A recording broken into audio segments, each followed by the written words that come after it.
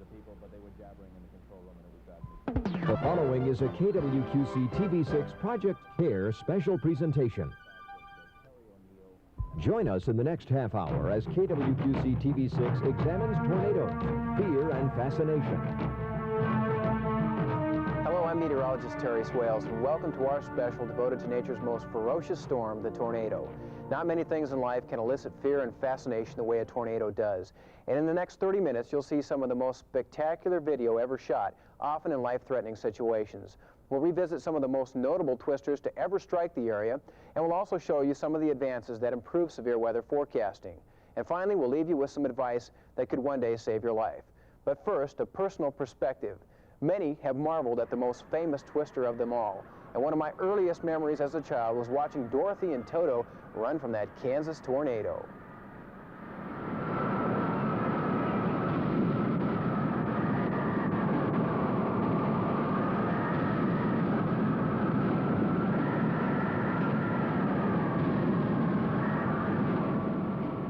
I was electrified, fearful, and yet intrigued by that old movie classic. So I guess it comes as no surprise that I stand before you to talk about one of my great passions, the tornado. And not too long ago, it was a real-life experience for many of us. Folks just upriver from the Quad Cities got a taste of why this weather phenomena is feared. But rather than run, many stood and watched. They even took pictures, not something I'd recommend. With their help, here's how the events unfolded as a tornado touched down near the Quad Cities 3 years ago. There it comes, there it comes. See it? One of the most noteworthy tornadoes to hit this area in recent times occurred on March 13, 1990. From the station, we watched in awe as a storm developed near the Quad City Airport, dropping tennis ball-sized hail that damaged thousands of cars around South Park Mall.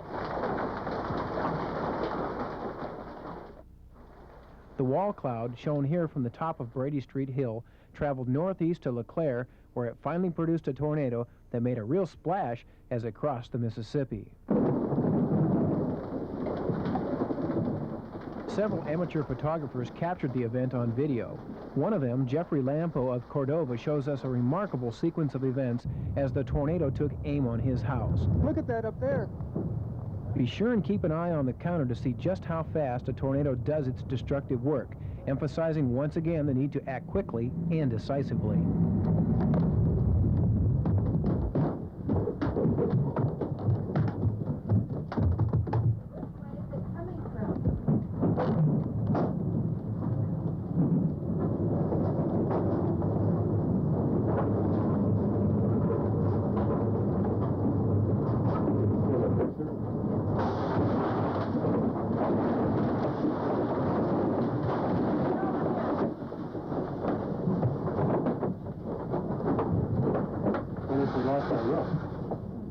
As you saw, within 30 seconds, the storm had come and gone. What the heck happened here? Oh, look, we lost our garage. Look, we lost our garage. Leaving in its wake extensive damage, homes flattened, trees literally stripped of their branches. Yeah, everybody all right there? Yeah. Although there were pockets of extensive damage, no one was killed. Advance notice of approaching storms can and does save lives. But imagine a time when severe storms struck without warning. It happened right here in the QCA. We'll have more on an old-time twister when we come back. Boy, look at how fast it's churning. I gotta zoom in on it. I wonder if it's in the river because it's white.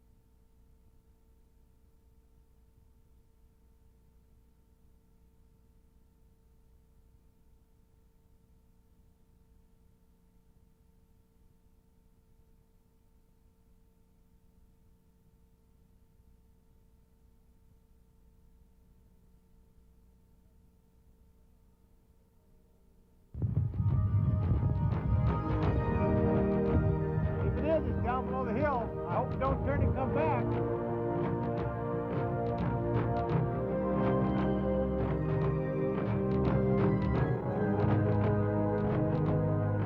Now that we've looked at one of the more recent tornadoes to hit this area, we're going to go back to one of historical note. Back in 1833, settlers gradually began their move across the Mississippi. They found vast, unpopulated prairies, but it wasn't long before they also discovered severe windstorms. These whirlwinds called cyclones. Interestingly enough, one of the most destructive storms to ever occur in Iowa went through the heart of the Channel 6 viewing area. Teresa Bryant has been researching a tornado that devastated this region over a century ago. That's right. By all accounts, an incredible storm. On the evening of June 3rd, 1860, the small eastern Iowa town of Comanche was changed forever by the swirling winds and devastating power of one of Mother Nature's most violent storms.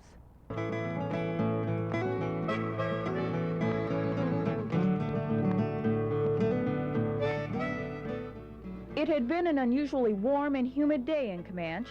Residents thought the bank of dark clouds to the west would bring cooling rain to their community. They were wrong. Two funnel clouds had formed in the hot, steamy air and were at that moment plotting a trail of destruction aimed at the unsuspecting towns and farmsteads.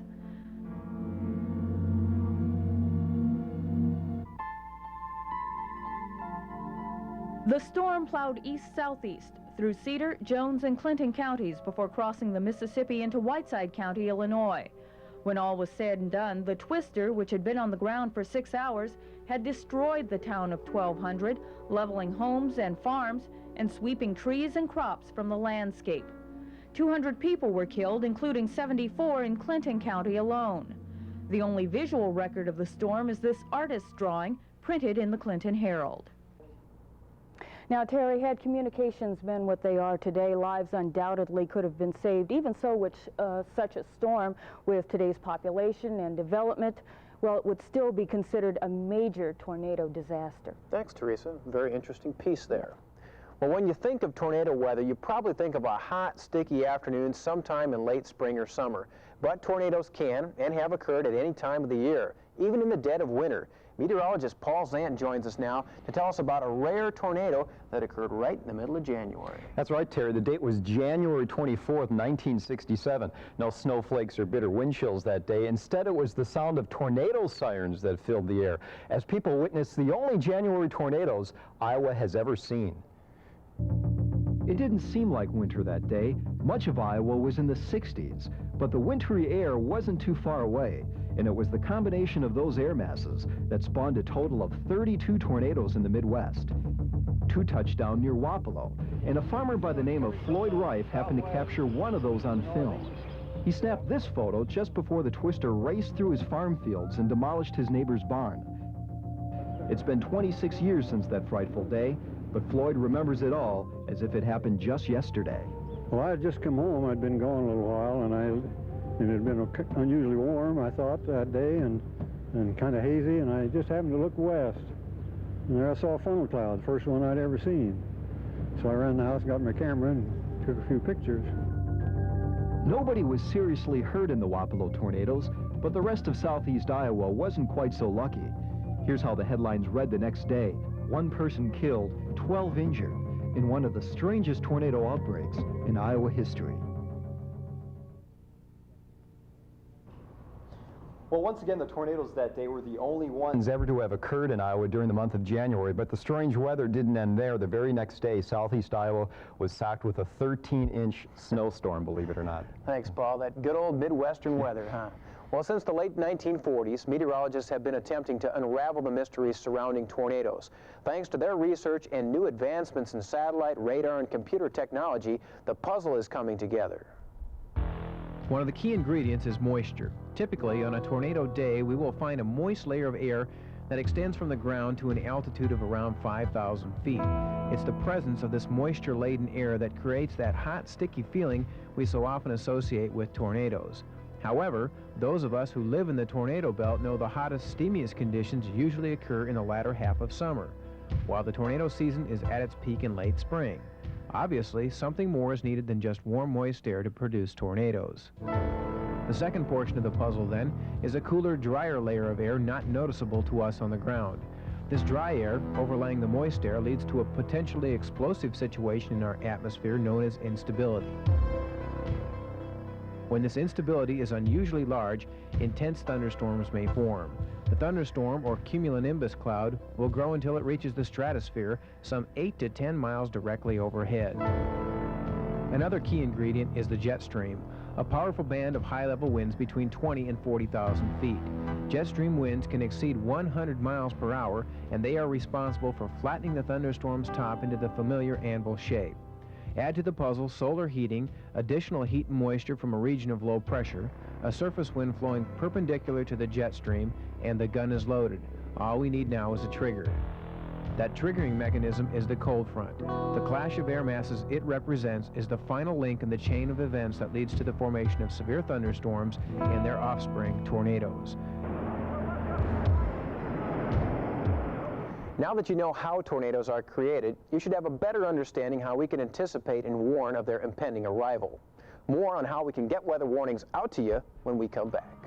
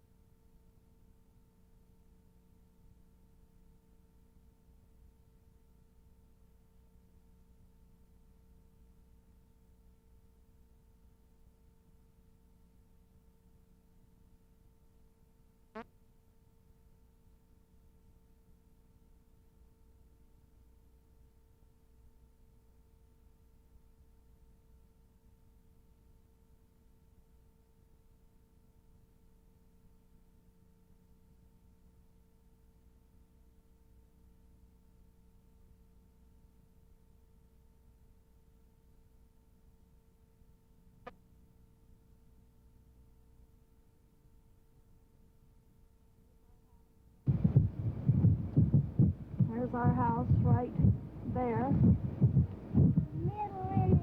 And there's the tornado.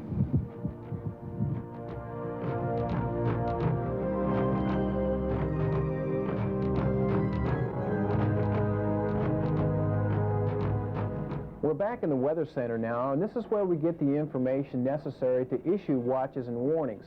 And for the most part, we do a pretty good job of predicting tornadoes. However, once in a while, there'll be one that'll surprise us. A case in point, the Plainfield, Illinois tornado. On August 28, 1990, a tornado ripped through Will County, Illinois near Joliet, flattening parts of Plainfield and Hillcrest. It was one of the deadliest and most damaging tornadoes ever to occur at that time of the year. 27 people died. Some of them were literally thrown to their death from their apartments into nearby cornfields. Another 300 people were injured. Again, it struck without warning. Thankfully, most tornadoes are detected. Meteorologist Paul Zant joins us now to explain a little bit about the watch and warning process. Well, Terry, putting out that warning is actually a cooperative effort between government agencies and the media. That advance word comes in two forms. Now, first there's the tornado watch, which means conditions are favorable for the formation of tornadoes. A watch does not mean a tornado is actually occurring. A tornado warning, on the other hand, means a tornado or funnel cloud has actually been sighted or indicated on radar. Now, letting you know about those warnings is a big part of what we do here, but we can't do it without a lot of help from people all over the bi-state area. This is the sound that may someday save your life. Tornado sirens are just one way officials warn us to take cover before a tornado strikes.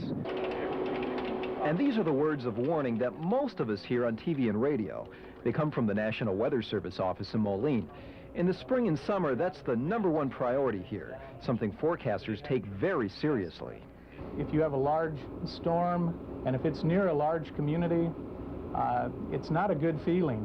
You kind of get a big knot inside your stomach and you go, oops, you know, I got to get word out here and get it out quick. It's a big responsibility, putting out timely warnings not only for the Quad Cities, but for 12 counties in the bi-state area. If they're on here.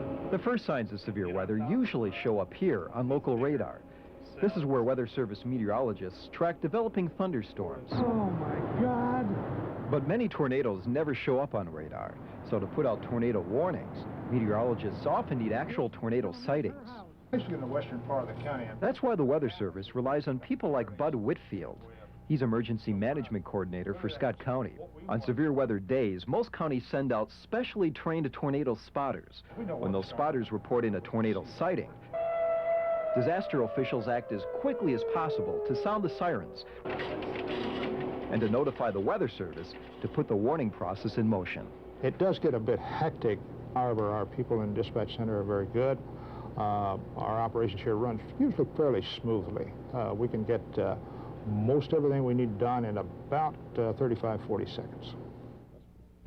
After emergency services and the Weather Service get word out, it's our job to take over from there.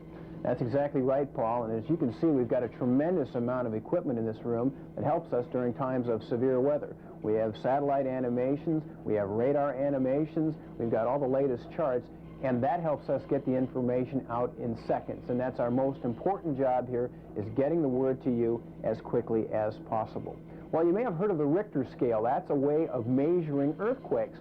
Well, believe it or not, we actually have a way of measuring tornadoes, and that's what's known as the F scale. And we come back from our commercial break, we'll explain to you exactly what the F scale is.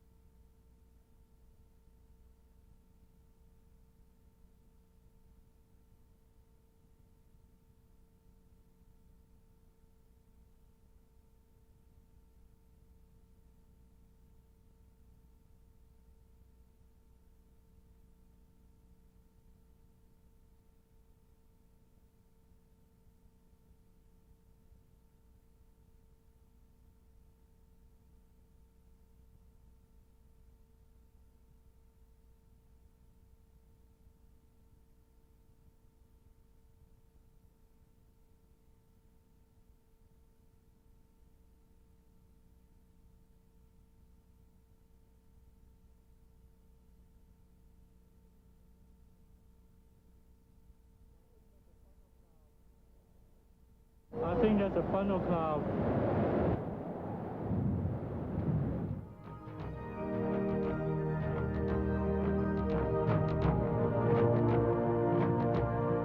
All tornadoes are not created equal. Far from it. They vary in size, strength, and the destruction that they leave behind.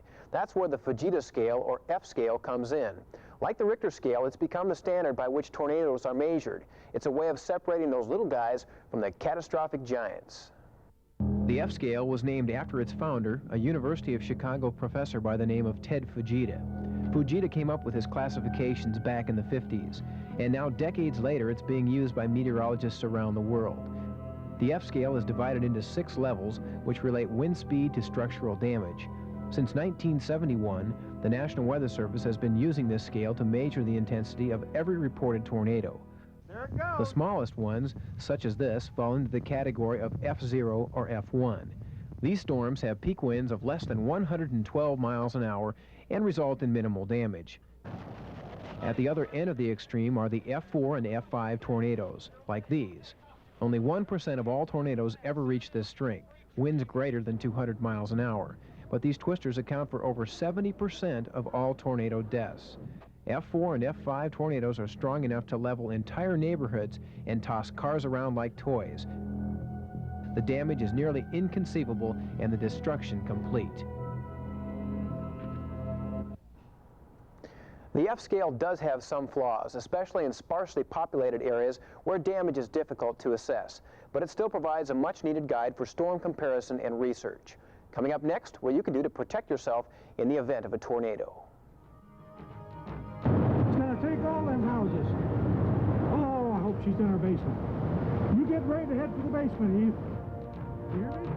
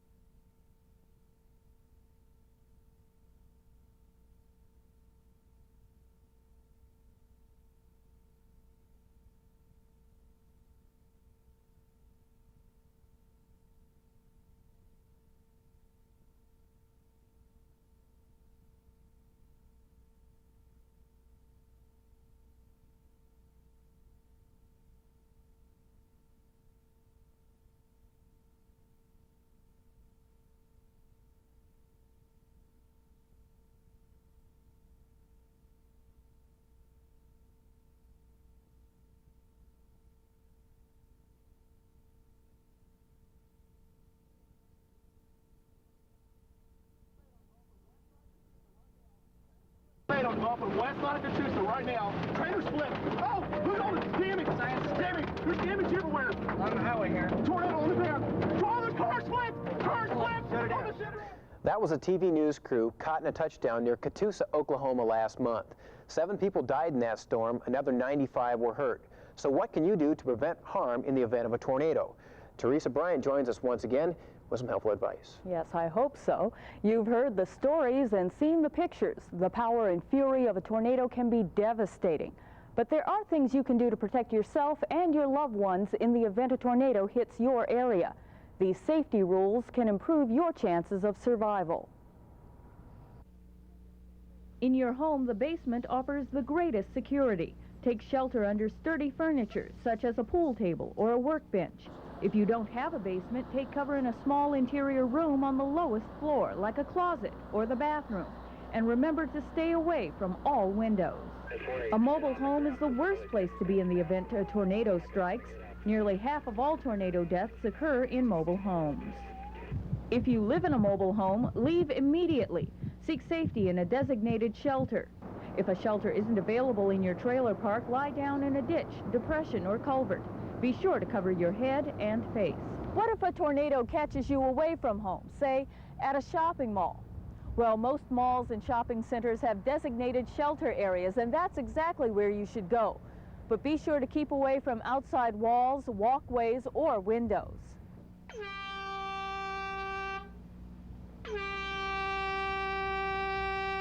All schools have advanced plans in the event a tornado strikes. An interior hallway on the lowest floor is the best place to be. Avoid auditoriums, gymnasiums, and rooms with wide free-span roofs. Again, stay away from all windows. If caught in your car, don't try to outrun the storm. Seek inside shelter as soon as possible. If no shelter is available or you are caught out in open countryside, take shelter in a ditch or ravine.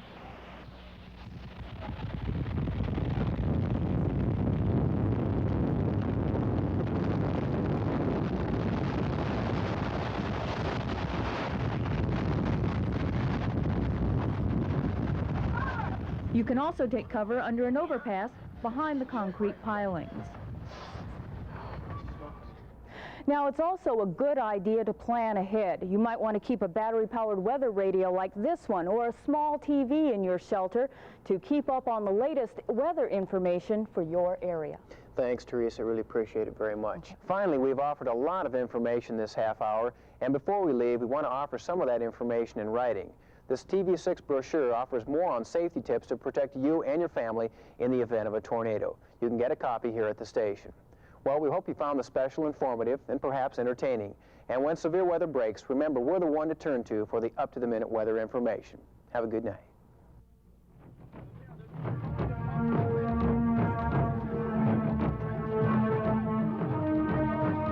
There's damage everywhere. On the highway here. Tornado on the ground. Oh, there's car split! Car split! On the center one! Tornado's on the ground! Tornado on the ground on I-44! There's damage everywhere! Damage everywhere! Coffee County LC, this is Unit 52. Oh, look at the scroll bus. I know, this is it. 52, Tulsa ELC, I have an emergency.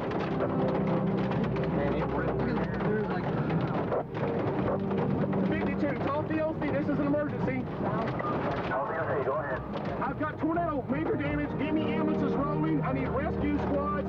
I've got about 30 vehicles split with I-44 between the 193rd and about 161st. I need help out here bad. I've got about 30 vehicles split on I-44. I've got people hurt everywhere.